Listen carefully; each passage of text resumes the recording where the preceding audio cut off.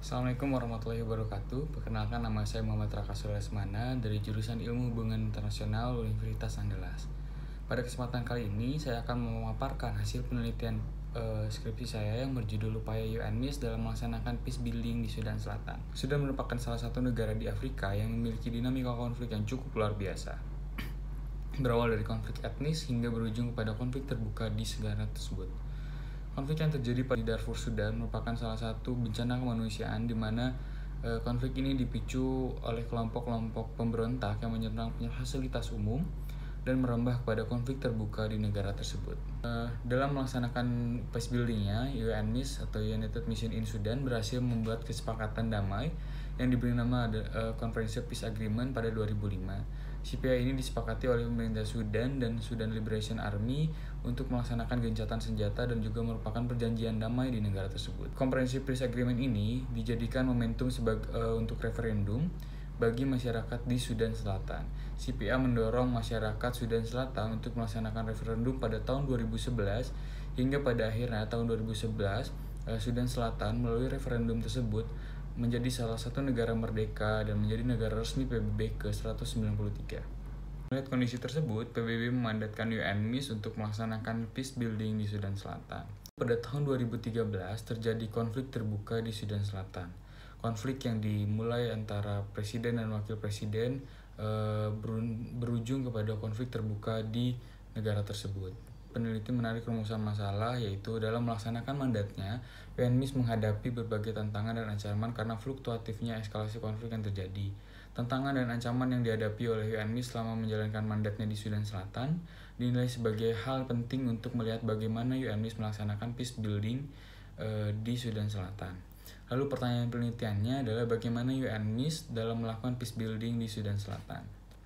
Dalam penelitian ini, peneliti menggunakan kerangka konsep yaitu peace building, di mana dalam tulisannya Jaron Dezu yang berjudul Building Peace in War from Society from Concept to Strategy, ada beberapa kondisi yang harus dicapai dalam melaksanakan peace building. Indikatornya terdiri menjadi 6. Yang pertama ada reformasi pemerintahan, di mana adanya aturan hukum, pemisahan kekuasaan antara eksekutif dan legislatif dan juga yudikatif dalam negara yang baru saja merdeka ataupun negara yang baru saja mengalami konflik. Lalu adanya DDR, yaitu disarmament, demobilization, dan reintegration. Terdapat 4 fase turut-turut yang harus dilaksanakan secara penuh. Yang pertama ada fase penggabungan kembali, fase transisi, fase reintegrasi jangka pendek, dan fase reintegrasi jangka panjang. Lalu yang ketiga indikatornya adalah reformasi keamanan, di mana reformasi keamanan ini mereformasi lembaga-lembaga sektor keamanan yang bertanggung jawab atas pertahanan terhadap ancaman eksternal maupun internal, pemeliharaan hukum, dan keterlibatan dan pengawasan pasukan keamanan. Lalu indikator selanjutnya adalah pemilu pasca konflik, di mana adanya pemilih dan penguatan kapasitas organisasi masyarakat sipil untuk pendidikan pemilih dan pemantauan pemilu, serta pembangunan infrastruktur pemilu termasuk pembentukan komisi pemilu yang independen. Di indikator selanjutnya ada indikator HAM, yaitu adanya investigasi HAM yang terjadi selama konflik, menjamin hak asasi manusia, penegakan dan juga perlindungan atas hak asasi manusia. Di indikator yang terakhir adanya masyarakat sipil atau pelibatan masyarakat sipil dalam proses pengambilan keputusan dan berfungsi sebagai pengawas untuk pemerintahan untuk mengambil kebijakan serta pengembangan dan juga pemberdayaan sumber masyarakat sipil di suatu daerah. Bab 2, konflik sebelum referendum kemerdekaan. Adanya pembagian wilayah pada masa kolonial, di mana saat itu Sudan dibagi menjadi 2 wilayah, yaitu Sudan wilayah utara yang didominasi oleh suku Arab dan Muslim, di mana terdapat sumber daya yang mumpuni dan dapat dimanfaatkan oleh pemerintah kolonial. Lalu di wilayah selatan didominasi oleh suku Afrika yang menjadi daerah terpencil tanpa sumber daya, tetapi juga harus dilindungi sebab wilayah tersebut merupakan wilayah penghasil pekerja dengan biaya rendah bagi pemerintah kolonial. Lalu pada tahun 1956, Sudan merdeka. Adanya kemerdekaan di Sudan tersebut menjadi salah satu hal yang juga menjadi pemicu konflik, di mana pada saat itu masyarakat yang berada di wilayah utara yang dulunya merupakan wilayah dominan pada masa kolonial merasa memiliki hak untuk menjalankan pemerintahan secara utuh di negara Sudan. Tahun 1972, perjanjian Addis Ababa tersebut diabaikan karena pada saat itu Presiden Jafar Nimeri secara bersamaan juga mulai mengabaikan perjanjian Addis Ababa dengan menghapuskan Majelis Terpilih Selatan dan kemudian membagi wilayah Sudan menjadi 3 provinsi yang terpisah. Ini yaitu konflik pasca referendum kemerdekaan. Pasca merdeka dari Sudan Selatan mengalami sengketa dengan Sudan di wilayah Heklik. Heklik merupakan suatu wilayah yang masih masuk ke dalam wilayah Sudan, akan tetapi pada saat itu Sudan Selatan melakukan perebutan terhadap kilang minyak yang ada di wilayah Heklik dan secara langsung mengklaim bahwa Heklik merupakan wilayah dari Sudan Selatan. Akan tetapi konflik tersebut segera mereda karena kedua belah pihak sepakat untuk melaksanakan pertemuan dan juga perundingan di Addis Ababa yang merupakan wilayah netral. Selanjutnya pada Desember 2013 terjadi ketegangan politik antara para pemimpin penting Sudan Selatan sehingga menyebabkan adanya konflik terbuka. Selanjutnya bab 3 yaitu UNMISS ataupun United Mission in Sudan merupakan upaya perdamaian dan juga penyelesaian konflik yang sebelumnya telah dilaksanakan oleh AMIS atau Africa Mission in Sudan. UNMISS dimandatkan untuk melaksanakan ataupun mengimplementasikan CPA atau Comprehensive Peace Agreement yang ada di Sudan pada saat itu.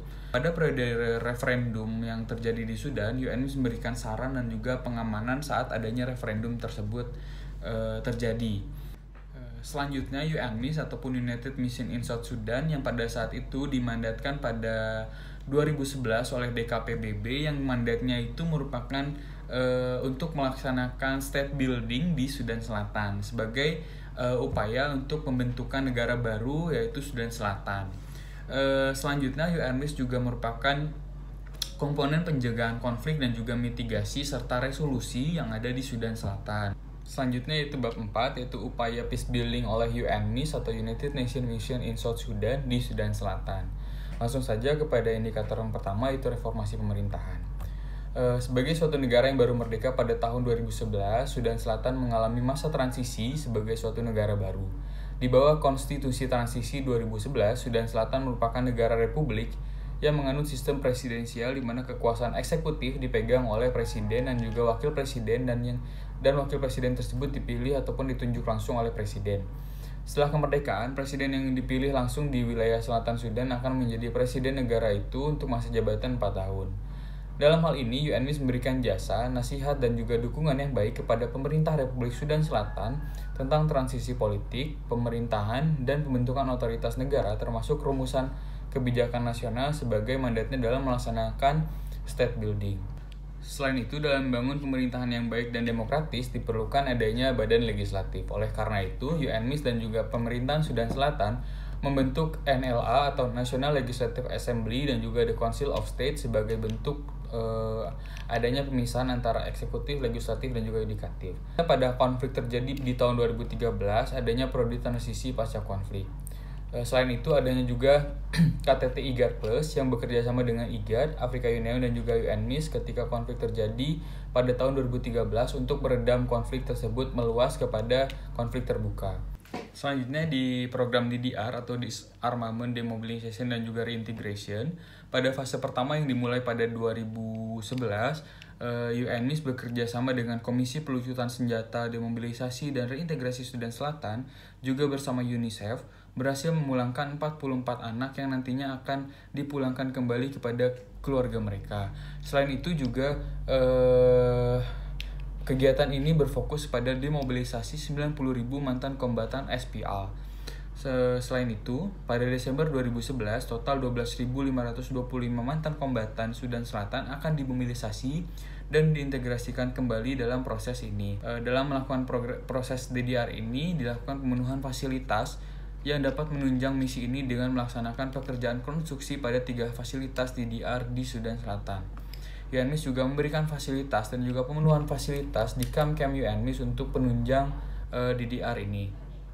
Selanjutnya yaitu fase kedua, di mana pada fase ini atau fase discharge dimulai pada 15 April 2013 di fasilitas transisi di Maple, negara bagian Bah El Ghazal Barat, Sudan Selatan.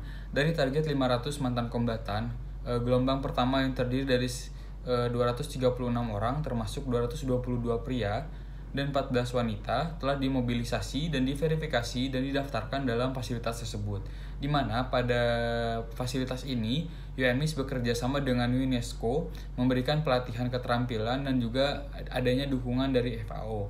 Fase ini juga menandai program pelucutan senjata, demobilisasi dan reintegrasi dari tahun ke tahun yang bertujuan untuk menyesuaikan ukuran angkatan bersenjata Sudan Selatan dan layanan berseragam lainnya. Pada tanggal 5 Desember 2013, National Disarmament Demobilization and Reintegration Commission dengan dukungan penuh dari UNMIS dan juga UNICEF menyelenggarakan lokakarya untuk perwakilan pemerintah dan juga faksi SPLA yang menghasilkan penandatanganan nota kesepahaman tentang pelepasan dan juga reintegrasi sekitar 3.000 anak yang terkait dengan mantan kelompok bersenjata. UNMIS juga menyediakan fasilitas penunjang kebutuhan bagi para masyarakat yang berada di area Camp UNMIS. Fase ketiga yaitu seluruh mantan kombatan yang menjadi sasaran ataupun yang tergabung dalam program DDR ini diberikan pelatihan dan juga paket reintegrasi yang berfokus pada berbagai macam pelatihan dan juga keterampilan hidup untuk membantu mereka beradaptasi kembali dengan kehidupan sipil di komunitas mereka maupun di masyarakat sosial. Selanjutnya dalam reformasi keamanan, UNMIS memberikan dukungan kepada pemerintah untuk melaksanakan integrasi milisi, termasuk penyaringan dan pendaftaran terkait militer di Sudan Selatan. Dalam menyediakan keamanan yang memadai dan pengelolaan konflik, UNMIS dan pemerintah Sudan Selatan menggabungkan seluruh milisi militer ke dalam SLPA yang menjadi Tentara Nasional Sudan Selatan.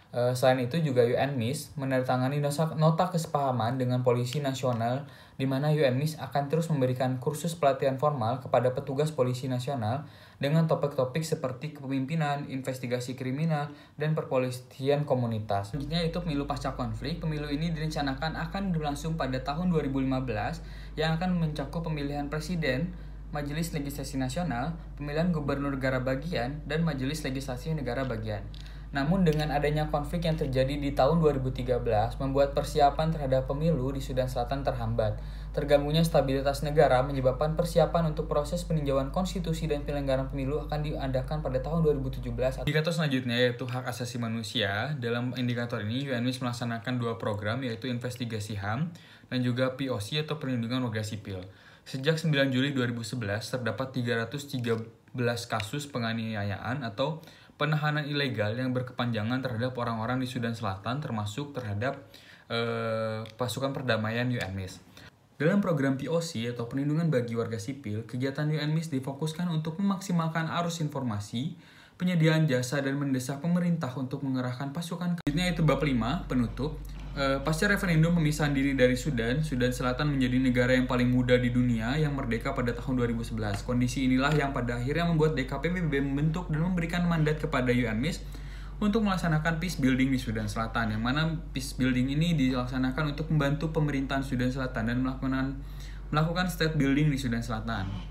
Dalam melaksanakan reformasi pemerintahan, pembentukan lembaga nasional merupakan salah satu upaya yang dimandatkan oleh pada UNMIS. UNMIS bersama pemerintah Sudan Selatan membentuk South Sudan National Bureau of Statistics, National Legislative Assembly, dan The Council of State yang merupakan usaha untuk membentuk sistem pemerintahan yang demokratis dengan pengoptimalan eksekutif, legislatif, dan yudikatif di Sudan Selatan. Dalam proses DDR, UNMIS telah berusaha untuk melakukan pelucutan senjata terhadap kombatan yang ada di Sudan Selatan dan juga melaksanakan proses pemulangan kembali bagi warga sipil. UNMIS juga memiliki strategi jangka panjang untuk menunjang proses DDR ini. Akan tetapi, UNMIS hanya bisa melaksanakan 3 dari 4 proses DDR yang harusnya dilaksanakan oleh UNMIS. Dalam pemilihan umum, UNMIS membantu pendistribusian logistik pemilu dan melakukan pengawasan serta edukasi untuk para pemilih. Akan tetapi, pemilu belum bisa dilaksanakan karena kondisi negara yang belum stabil. Untuk itu dibentuklah South Sudan National Dialogue untuk membantu urusan pelaksanaan pemilu yang nantinya akan diumumkan setelah jejak pendapat ditutup. Misi terkait penegakan HAM, UNMIS melaksanakan investigasi HAM terkait pelanggaran-pelanggaran yang terjadi di Sudan Selatan. Selain itu, UNMIS juga berfokus pada POC atau Protection of Civilian untuk penunjang penegakan HAM. POC juga menjadi misi yang menjadi fokus utama pasca konflik terjadi di tahun 2013. UNMIS pun dimandatkan untuk berfokus pada POC atau Protection of Civilian untuk melaksanakan misi-misi selanjutnya. Dalam pelaksanaan misinya terkait pemberdayaan masyarakat sipil, WNIS memiliki divisi yang menaungi hal tersebut, yaitu Civil Affairs Division. Akhir kata, sekian dari saya. Mohon maaf apabila ada kesalahan dalam penyampaian dan juga penulisan. Terima kasih. Assalamualaikum warahmatullahi wabarakatuh.